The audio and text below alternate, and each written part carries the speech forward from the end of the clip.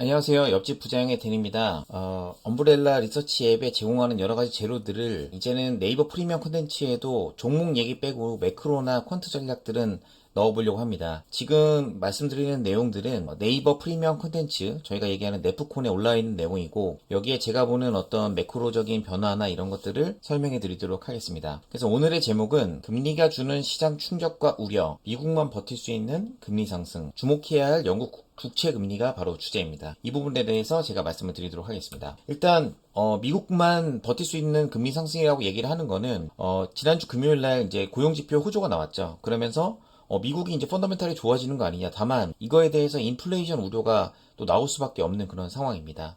최근에 보면은 유가도 오르고 있고 뭐 유가의 상승 물론 제한적이라고 보고 있지만 천연가스나 이런 것들이 지금 우크라이나가 어떤 가스 밸브를 잠그면서 천연가스가 급등하고 있거든요. 그래서 이런 것들이 인플레이션의 자극 요인이 될 수밖에 없다라고 이렇게 생각을 하고 있고요. 그래서 미국은 금리가 4.7%까지 상승을 했습니다. 예를 들어서 미국의 10년물 금리가 4.7%까지 수익률이 올라갔다는 얘기는 지금 있는 뭐 금에 투자하거나 이런 것보다 되게 큰 자금들이 미국채를 샀을 때 되게 유리한 환경으로 되고 있거든요. 그렇기 때문에 미국 금리가 이렇게 올라버리면은 아무래도 주식시장에는 부담이 될 수밖에 없습니다. 왜냐하면 확정 수익을 내고자 하는 자금들이 그쪽으로 가기 때문이에요. 내용을 살펴보면 24년도 12월 고용보고서에 비농업 일자리가 26.6만 개로 증가를 했어요. 그래서 지금 여기 보면 논펌 페이롤이라고 되어 있는 게 예상치가 컨센서스가 뭐 16만 이렇게 되어 있었는데 실제로 256만이 나와버렸거든요. 그러면서 어떻게 보면 이러한 일자리의 호조가 지금 어떻게 보면 인플레이션을 잡기 위해서는 금리를 좀 올려도 된다라는 그런 내용으로 해석을 한 것 같습니다. 시장에서 한 것 같습니다. 그러면서 이제 미국 시장도 어느 정도 조정을 좀 보였죠. 그래서 경제학 필립스 곡선에 따르면은 물가와 고용은 상충 관계거든요. 그래서 금리 인상이 치중하면 고용이 악화되는데 이렇게 고용이 좋다라는 얘기는 어떤 거냐? 금리를 좀 올려서 물가를 억제해도 괜찮겠구라는 그런 시그널로 시장에서 받아들인 것 같습니다. 그래서 금리 인상 아니면 못하네요. 인하할 때 가장 중요한 지표는 고용지표이기 때문에 이런 실업률, 그 다음에 고용지표가 잘 나왔다, 예상외로 서프라이즈 나왔다 되면서 금리가 강하게 반등을 한 거예요. 그래서 제롬 파월 연준 의장은 이제 최근에 뉴욕타임즈에서 주최한 행사에서 금리를 신중하게 인하할 수 있을 만큼 경제가 충분히 강하다고 언급을 했는데 이걸 뒷받침하는 이제 데이터가 나오니까 시장이 금리 인상에 대한 충격을 지금 받고 있는 중이라고 생각하시면 될 것 같습니다. 그래서 지금 보면 여기 미국채 10년물하고 영국 국채 10년물을 금리를 얘기했는데 이거를 왜 가져왔냐면 나중에 보여드릴 영국 국채가 올라가는 거에 대해서 시장이 어떻게 반응할까 이거를 좀 저희가 유의 있게 봐야 된다라고 생각을 하기 때문입니다. 그래서 주목해야 될 영국 국채 금리라고 이렇게 가져온 이유는 뭐냐면 지금 미국 국채만 오르는 게 아니고 주요국 금리 10년물이 다 오르고 있어요. 그래서 보면 여기 제가 호주 달러, 호주 10년물 국채, 그다음에 프랑스 국채, 그다음에 미국 국채, 심지어 일본 국채까지 지금 일본도 국채 금리가 오르고 있거든요.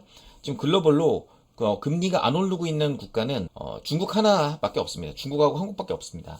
그만큼 이제 경기 침체가 있다는 거고 경기가 어느 정도 좀 받쳐주고 있는 그런 나라뿐만 아니라 유럽과 미국이 모두 이렇게 금리가 지금 상승하고 있는 거예요. 그래서 미국만 고용이 서프라이즈라서 미국만 오르면은 사실은 글로벌로 매크로로 그렇게 큰 문제가 안 되는데 지금 보면 미국을 따라서 다른 나라의 국채들도 심하게 금리가 올라가고 있다. 미국 뭐 예를 들어서 글로벌에 채권을 투자하는 그런 분들이 이제 채권을 매도하고 있거나 아니면 어떤 시장 금리가 상승하고 있다라고 판단을 하면 될 것 같아요. 그래서 영국의 10년물 채권 역시 4.8%까지 올랐거든요. 그럼 이거는 08년도 금융위기 이후로 국채 가격이 최저까지 빠진 거예요. 그러니까 결국엔 영국 같은 경우에는 펀더멘탈이 굉장히 안 좋기 때문에 금리 인하도 하기 어려운 그런 상황이거든요. 근데 이런 경우에는 경제가 망가질 수 있는 가능성이 있습니다. 그래서 제가 갖고 온 게 영국이나 독일 뭐 이런 데의 금리를 잘 봐야 된다라는 겁니다. 말씀드린 것처럼 독일과 일본 주요국 채권 가격도 하락세, 금리가 지금 상승 중에 있고요. 말씀드린 것처럼 중국을 제외한 대부분의 주요 국가들의 국채 금리가 급등하고 있습니다. 그래서 이거는 어느 정도 주식시장이나 이런 거에 충격을 좀 줄 수 있기 때문에 저희가 좀 조심해야 된다라고 생각을 하고 있어요. 그 얘기는 왜 그러냐면 지금 보시면 이제 미국 같은 경우에는 GDP가 연간 2.7% 정도 성장을 하고 있거든요. 그런데 여기 보면 영국 같은 경우에는 플러스 0.9% 성장, 그 다음에 호주 같은 경우는 0.8% 성장, 원자재나 이런 것들이 별로 안 좋았죠. 이탈리아 0.4% 성장, 독일은 오히려 역성장입니다. GDP가. 이런 국가에서 성장률이 굉장히 1%대 미만의 낮은 국가에서 인플레이션을 잡기 위해서 금리를 인상을 해야 되는데 인상할 여력이 안 된다. 라고 보면은 굉장히 지금은 경기가 안 좋다라고 저희가 좀 볼 수 있을 것 같아요. 그래서 미국 대비해서 주요국인 영국, 독일, 이탈리아 모두 금리 상승에는 취약할 수밖에 없는 그런 지금 펀더멘탈을 가지고 있습니다. 그래서 시장에 금리 상승과 천연가스, 원자재 가격 상승 이런 것들이 인플레이션을 일으키게 되고 특히 유럽 같은 경우에는 어려운 경제 환경을 금리 인하로 대응을 해도 안 되는 건데 EU가 최근에 금리를 내렸거든요. 경기가 너무 안 좋기 때문에. 그럼에도 불구하고 시장 금리가 이렇게 오른다는 거는 경제 정책 아니면 통화 정책이 무용지물이 된다는 그런 소문이 얘기라고 볼 수 있겠습니다. 그러면 굉장히 어려워지는 거죠. 결국엔 미국을 제외한 시장, 그러니까 저희가 어떻게 얘기하냐, 이제 미국을 제외한 스태그플레이션, 다른 시장은 스태그플레이션 우려에 노출될 수밖에 없다라는 거예요. 그래서 경기 침체와 물가 상승이 동시에 일어나는 경제 현상을 이제 스태그플레이션이라고 얘기하는데 이렇게 되면은 특히 높은 금리에서 가장 취약한 국가는 저는 유럽이라고 생각을 하고 있습니다. 그래서 이런 유럽이 금융위기까지 갈지 안 갈지는 지금으로서는 알 수가 없지만 저희가 관심 있게 좀 봐야 되지 않나 이렇게 생각을 하고 있습니다. 그 중에서 영국의 사례를 제가 좀 가져왔는데요. 영국이 보면은 최근에 그 CDS 프리미엄이 엄청나게 상승을 했어요. 그래서 요 CDS 프리미엄이 급등을 했는데 이 의미와 대응 전략에 대해서 생각을 좀 해보도록 하겠습니다. 영국의 5년물 CDS 금리가 이렇게 올랐거든요. 지금 이렇게 올랐고 이게 조금 긴 시기열로 보면은 최근에 굉장히 안정적인 모습을 보이다가 최근에 이렇게 팍 올랐습니다. 그래서 물론 전고점은 뭐 49bp까지 오른 적이 있지만 지금 보면은 23bp 정도 되고 있고 그 다음에 이게 이제 CDS 프리미엄은 채권 투자자가 채무 불이행을 해지하기 위해서 지불하는 일종의 보험료거든요. 한국도 정치적인 이슈가 있어가지고 주가가 많이 빠졌을 때 CDS 프리미엄이 오히려 안정적인 걸 보고서 사람들이 안정감을 갖던 그런 시기가 있었던 것만큼 보통 이제 채권 투자자나 이런 분들은 CDS 프리미엄을 굉장히 많이 보게 되는데 이제 채권의 액면가 비율로 이제 표시를 하고 다니는 BP라고 합니다. 그래서 23bp라고 얘기하는 거는 100만 원짜리 채권을 이제 투자자가 살 때 혹시 이 채권이 빵이 될 수가 있으니까 내가 2,300원의 보증보험료를 어떤 사람한테 내고서 그걸 보장받겠다는 보험 수수료라고 보시면 될 것 같아요. 그래서 이런 것들에 이제 영국의 어떤 금리, 영국의 이제 국채금리, 저희가 길트라고 하는데, 국채금리를 보면은, 예전에 49bp까지 2022년도에 이제 금리가 올라가는 발작하는 시즌에 오른 적이 있다라는 게 저는 중요한 것 같아요. 그래서 지금은 어떤 반등의 초기이긴 하지만, 지금 이제 맥스잖아요. 25년도 들어서는. 근데 만약에 24년에 맥스인 36bp를 넘어가면은 유럽도 이제 영국 금융위기 얘기가 나올 수밖에 없다라고 생각을 좀 하고 있습니다. 그래서 영국 국채금리의 상승 이유를 좀 저희가 살펴를 해보면은 일단 첫 번째로 파운드화에 대한 신뢰가 많이 없어요. 그래서 어떻게 보면 뭐 히스토리 아시는 분도 아시겠지만 유럽 같은 경우에는 따로 유로화에서 같이 종속되기 싫어가지고 뭐 그리스나 이런 데랑 같은 통화 쓰기 싫다. 그래서 영국이 파운드화로 따로 이제 독립을 하고 이제 유로화를 안 썼는데 영국 국채 금리가 급격하게 상승한 이후에는 펀더멘탈이 굉장히 안 좋습니다. 그래서 최근에 어떤 일이 있었냐면 노동당 정부가 이제 2024년에 가을 예산안에서 대규모 채권 발행 계획을 발표했어요. 그러니까 우리가 경기가 어려우니까 돈을 좀 풀어야겠다. 이게 어떻게 보면은 한국도 마찬가지고 그 다음에 트럼프 이전에 민주당 바이든도 마찬가지였고 어떻게 보면 돈을 푸는 기조였잖아요. 이런 거가 있어 보니까 이 돈에 대한 재원이 결국에 국채를 발행하는 것밖에 없으니까 이게 국채 금리가 오를 수밖에 없는 그런 상황입니다. 물론 환율도 그렇게 좋지 않았어요. 그래서 레이천 리브스 재무장관은 5년간 공공지출을 125조까지 늘 계획이라고 얘기하니까 선심적 정책들을 많이 하려고 하는 거죠. 그러면 이런 내용들이 있으면 당연히 국채 금리는 가격이 빠지고 상승할 수밖에 없게 됩니다. 그 다음에 기타 경제 성장 우려가 좀 나와 있는데 2024년 11월 그러니까 가을에 채권을 대규모 발행하겠다고 얘기했는데 11월에 소비자 물가 지수가 2.6%. 보통은 이제 영란은행 주요 은행들이 보통 2%를 이제 소비자 물가지수를 타겟으로 하잖아요. 뭐 미국도 마찬가지고 일본도 마찬가지고 한국도 마찬가지인데 결국에는 2.6%로 상승해서 영란은행의 목표치를 이탈해 버렸습니다. 그러니까 환율도 굉장히 보나마나 안 좋다라고 보시면 될 것 같아요. 아무래도 정책금리는 단기 국채금리의 영향을 받을 수밖에 없거든요. 그래서 단기 국채금리가 상승을 하면은 장기 금리에도 영향을 좀 주게 됩니다. 그러면은 단기 금리가 이렇게 빠르게 올라가면 자금 경색이 일어나면서 어떻게 보면 경기가 위축되게 되는 거죠. 채권을 많이 찍은 거는 돈을 많이 풀려고 한 건데 경기가 위축된다고 하면은 결국에는 사람들이 돈을 안 쓰는 그런 수준으로 갈 수밖에 없습니다. 그래서 블룸버그가 최근에 한 코멘트를 보면은 일단 영국 국채 금리 상승은 2년 전에 뭐 리즈 트러스 총리 같은 제왕과 같은 속도로 하고 있고 국채 매도세는 유발하지 않겠지만 투자들이 불안하고 있다. 그래서 영국 정부의 3법을 만들 수 있고 이런 위험이 있다. 이 얘기는 뭐냐면 이 얘기가 결국에는 어떤 거냐면 굉장히 영국에 대한 펀더멘탈이 안 좋아질 수 있다라고 얘기하는 겁니다. 아니나 다를까 달러 대비 파운드화를 한번 보시면은 이렇게 쭉 빠져나왔어요. 가뜩이나 달러도 강세로 가는데 그래도 선진국 통화라고 하면 이게 버텨줘야 되는데 결국 이렇게 안 되는 거예요. 그래서 저희가 유럽에서 그래도 가장 기축 통화라고 할 수 있는 이제 유로화보다 더 좋은 어떻게 보면 GBP 저희가 파운드화가 이렇게 약세로 가는 거는 결국 유럽의 펀더멘탈도 무너지고 있다라고 보시면 될 것 같아요. 최근에 보면은 유로화랑 달러화가 거의 1대1 페러티까지 붙었습니다. 옛날에 하나 돈으로 유럽을 한번 갈 때는 1,400원을 냈어야 되는데 달러와 같이 이제 뭐 1,000원만 내도 갈 수 있는 그런 가치가 빠졌죠. 물론 한국 원화도 뭐 1,500원까지 빠졌긴 했습니다만요.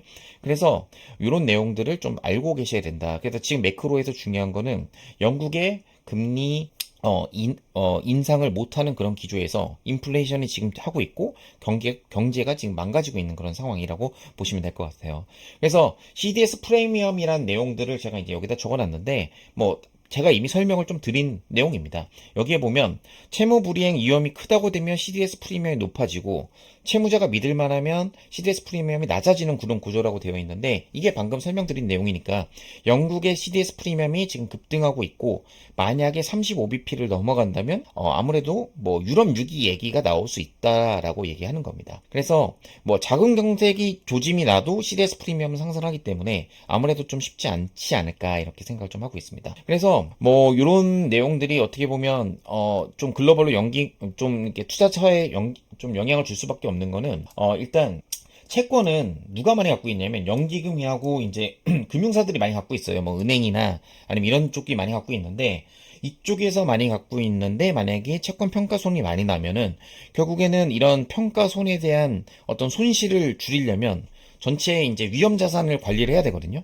그때 이제 주식을 좀 줄이게 돼서 이런 것들이 이제 단기가 아니고 중장기 뭐 한 달, 두 달 이렇게 지속이 된다면 주식 투자를 안 하게 됩니다. 그래서 아니면 기존에 있던 주식도 팔는 요인이 많거든요. 그래서 이런 내용들을 좀 확인을 해 보셔야 될 것 같고 그다음에 미국 국채 금리 상승이라고 다시 돌아와 보면 1월 20일 날 트럼프 취임 이후에 불확실성, 그 다음에 12월 이후에 연준 매파 기조로 변환, 그 다음에 1월 10일 지난주에 나왔죠. 고용 지표 호조들이 이제 어떻게 보면은 글로벌 자금 경쟁 얘기가 계속 나올 수 있다라는 거예요. 그래서 지금 어떻게 보면 매크로적으로는 투자에 그렇게 우호적인 환경은 아닐 수 있다. 어떻게 보면 단기로 주가가 이제 미국 같은 경우는 올라 있는 상황인데 좀 영향이 있지 않을까 이렇게 생각을 하고 있습니다.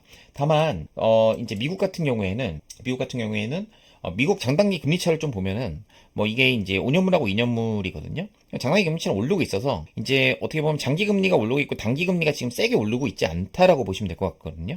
그래서 경기 자체는 상황이 좋아요. 그래서 미국은 조정을 어느 정도 보이다가 다시 또 반등이 제일 먼저 나올 걸로 생각을 하고 있고, 뭐 아까 말씀드린 유럽이라든지 아니면 영국 같은 경우는 이제 굉장히 안 좋은 그런 상황으로 생각을 하시면 될 것 같습니다. 예, 그래서 이런 내용들을 제가 이제 그 말씀을 드렸는데 실적이 나오는 뭐 미국 같은 경우에는 뭐 실적이 나오는 뭐 빅테크라든지 인공지능의 선두주자 뭐 이런 것들이 있는데 결국엔 뭐 유럽이 불안하다 뭐 이런 얘기는 많이 올라 있는 주식에 차익 실현 이슈가 나올 수밖에 없거든요. 그래서 밸류에이션만 좀 높거나 아니면 띠으로 올라가던 그런 종목들 뭐 비트코인이라든지 양자 관련주 이런 것들이 아무래도 단기적으로는 좀 슬로우하지 않을까라는 그런 생각들을 좀 하고 있습니다. 그리고 올해 아마 미국 금리가 빠질 걸로 베팅을 글로벌로 많이 했을 것 같아요. 트럼프가 되면서 약달러로 갈 거라고 많이 매크로 보시는 분들이 많이 얘기를 하고, 그 다음에 달러도 약세로 가고 금리도 빠질 것이다 얘기를 했지만, 지금 제가 여태까지 설명드린 거는 금리가 오히려 올라가는 인상 사이클로 갈 수 있다라는 얘기를 지금 말씀을 드린 거잖아요. 그렇기 때문에 채권 베팅에 대해서 로스컷이 나오면서 금리가 더 급등을 단기할 수도 있습니다. 그래서 이런 것들은 어떻게 보면 아까 말씀드린 기존 주식 포지션을 청산할 수 있는 가능성을 만들기 때문에 굉장히 좀 안 좋을 수 있다라고 하는 거고요. 그 다음에 미국 같은 경우도 1월 20일 이제 트럼프 2.0 취임 이후에 이제 긴축 모드로 들어가야 되잖아요. 그래서 이런 이슈가 있으면 아무래도 변동성이 커질 거기 때문에 미국 투자도 어떻게 보면 종목을 이렇게 뿌려서 뭐 지수의 상승이나 이런 거에 수혜를 많이 받았던 그런 액션보다는 아무래도 종목을 좀 줄이고 아무래도 투자자들이 제일 좋아하는 뭐 엔비디아나 넷플릭스 이런 걸 테슬라 이런 것들로 좀 브로드컴 뭐 이런 것들로 좀 압축을 하면서 기존에 있던 좀 저희가 흔히 말하는 잡주나 이런 스모켓 같은 경우에는 좀 언더퍼폼 구간으로 갈 수 있지 않을까. 뭐 러셀 이런 것들 굉장히 안 좋아질 수도 있다. 왜냐면 금리에 중소주가 가장 취약하거든요. 그래서 이런 부분을 저희가 좀 알아봐야 된다라고 하는 겁니다. 그래서 뭐 제 생각은 일단 부채 한도 협상에서 상원, 하원, 대통령 트리플 크라운을 가진 이제 트럼프라도 이제 공화당에서 반대표가 좀 나왔고 의견이 치가 안 되는 상황이고요. 여러분 이거 들으시는 분들은 뭐 유튜브 같은 거 많이 보셔서 이미 아시겠지만 1월 22일에 정부가 털고 가야 될 것들이 있습니다. 그래서 이거는 제 개인적인 내피셜이긴 합니다만 어떻게 보면 지금 약간 위기인 것처럼 미국이 위기인 것처럼 포장을 많이 해서 이 미국의 위기는 부채가 이렇게 많은 미국이 미국채 금리가 급등을 해버리면 결국 위기가 오는 거 아니냐라고 트럼프가 공화당을 오히려 설득시킬 수 있는 요인이 될 거라고 좀 생각을 하거든요. 그렇게 한 다음에 지금 이제 무역 분쟁 얘기가 나오면서 전 글로벌이 지금 미국 트럼프를 무서워하고 있는데 이런 데서 미국 국채 이렇게 싸졌으니까 너네 좀 들어와. 미국 국채에 대한 수요가 이렇게 견조하다는 걸 한번 보여주는 쇼를 보여주려면 오히려 금리를 1월 20일 전에 좀 급등을 시켜야 되는 그런 것 같거든요. 왜냐하면 파월이 12월에 갑자기 톤을 바꿨던 이유가 경기가 갑자기 좋다고 하면서 실업률도 이제 지표도 잘 나오고 그 다음에 고용 지표도 잘 나오고 이러면서 금리 인상 가능성이 굉장히 높아지고 있거든요. 이런 데서는 어떻게 보면은 트럼프가 1월 20일 날 나오는 어떤 미국이 건재하다는 걸 보여주기 위한 어떤 사전 포석이 아닌가 이렇게 생각을 하고 있습니다. 다만 이렇게 미국 금리가 급등하고 이거에 대해서 펀더멘탈이 약한 국가인 영국이나 유럽 등이 이제 금리가 올라가면서 주식시장에는 충격이 좀 있을 수 있기 때문에 이런 부분에 있어서는 좀 살펴보셔야 될 것 같아요. 그래서 인플레이션 하면 저희가 또 가장 중요한 게 팁스잖아요. 팁스 같은 경우에는 이제 인플레이션 아시는 것처럼 이 인플레이션과 링크가 돼 있습니다. 그래서 인플레이션이 올라버리면 원금과 이자율이 오르는 그런 계산식을 가지고 있기 때문에 인플레이션 해지가 가능하다 이렇게 생각을 좀 하고 있는데 이런 팁스 같은 경우도 지금 이자율이 많이 올라가고 있습니다. 그래서 팁스의 이자율을 보면은 벌써 2.3%까지 올랐어요. 그래서 이렇게 팁스 금리가 오르면서 오히려 팁스 가격은 이렇게 빠지고 있죠. 예, 왜냐하면 어차피 그 채권이라는 거는 만기에 뭐 100을 샀으면 만기에 100을 받는 건데 이자율이 오르면 인플레이션이 올라갈 것 같으면 이자율이 오르거든요. 이자율이 오르면 쿠폰의 금액이 많아지게 됩니다. 그러면은 채권의 전체 어떻게 보면 가격이라는 게 어떤 매매하는 가격이 있는데 이런 것들은 다 쿠폰과 원금하고 상관이 있기 때문에 이자를 많이 주면 가격이 빠질 수밖에 없거든요. 그래서 이런 내용들이 어떻게 보면 수익률이 올라가는 그런 모습이라고 좀 보면 될 것 같고요. 그래서 2022년도에 보시면 2022년도를 좀 한번 볼까요? 20년도 이렇게 이자율이 가파르게 오르면서 팁스가 엄청나게 빨리 빠졌던 팁스 채권 가격입니다. 이거는 이자율이 아니고 가격이 빠졌던 그런 경험이 있거든요. 그래서 이번에 이제 팁스나 이런 것들을 좀 보면서 금리 인상과 어떤 인플레이션에 대한 우려들을 지금 반영되고 있다라고 좀 보시면 될 것 같아요. 그래서 지금 보면 일단 팁스 이자율이 강하게 상승해서 2.3%까지 올라왔고 2004년 5월 정고점 이자율보다는 팁스 가격은 아직 덜 빠진 상황이다. 그래서 요 때보다는 이자율이 더 높은데 덜 빠졌으니까 아마 이게 이렇게 빠질 가능성이 높습니다. 그러면 결국 이게 이자율과 연동이 좀 되기 때문에 인플레이션도 연동이 되기 때문에 국채나 이런 것들이 좀 숏 아이디어들이 좀 움직이지 않을까 이렇게 생각을 좀 하고 있고요. 그래서 뭐 팁스를 쫓아는 ETF 같은 건 없고 제가 찾아보니까 이제 TBT나 TMB 이런 것들이 이제 어떻게 보면 금리가 올라갈 때 이제 어떻게 보면 저희가 간단하게 해지를 할 수 있는 그런 내용들이다라고 보시면 될 것 같습니다. 이거는 뭐 참고로 보시면 될 것 같고, 이게 뭐 사라 파라는 아니니까 해지용으로 좀 보실 것 같아요.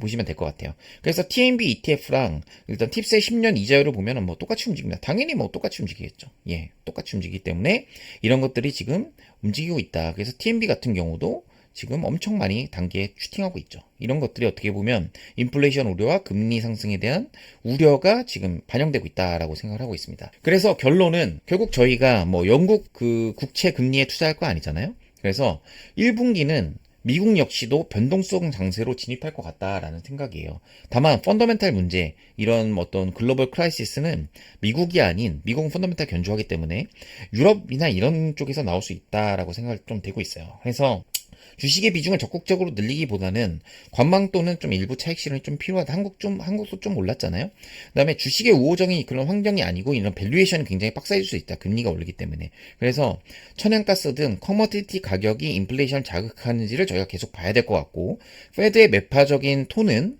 뭐 아무래도 1월 20일 전까지 계속되지 않을까라는 생각을 하고 있습니다. 그래서 이렇게 매크로나 이런 내용들을 이제 네프콘, 네이버의 프리미엄 컨텐츠에 네프콘에도 이제 올리려고 하고 있고요. 텔레그램 공개 채널도 저희가 보유하고 있고, 그 다음에 유튜브 지금 보고 계신 옆집 부자용도 내용도 있고, 그 다음 구글과 앱스토어에 엄브렐라 리서치라고 치면은 지금 보여드린 내용이 실시간으로 올라가고, 그다음 개별 종목 코멘트. 다만 미국이 아니고 이제 한국입니다. 그렇기 때문에 요즘에 한국 종목은 그렇게 크게 할 게 없어서 이런 것들을 많이 보내드리고 있습니다. 그래서 옆집 부자용 구독, 좋아요 꼭 눌러주시고요. 네이버 프리미엄 콘텐츠도 링크를 달아드릴 테니까 한번 봐주시면 될 것 같습니다. 한 달간 콘텐츠는 무료이기 때문에 나중에 의미가 있고 필요가 있다라고 하시는 분만 구독하시면 될 것 같습니다. 네, 이상 옆집 부자영의 데니였습니다. 감사합니다.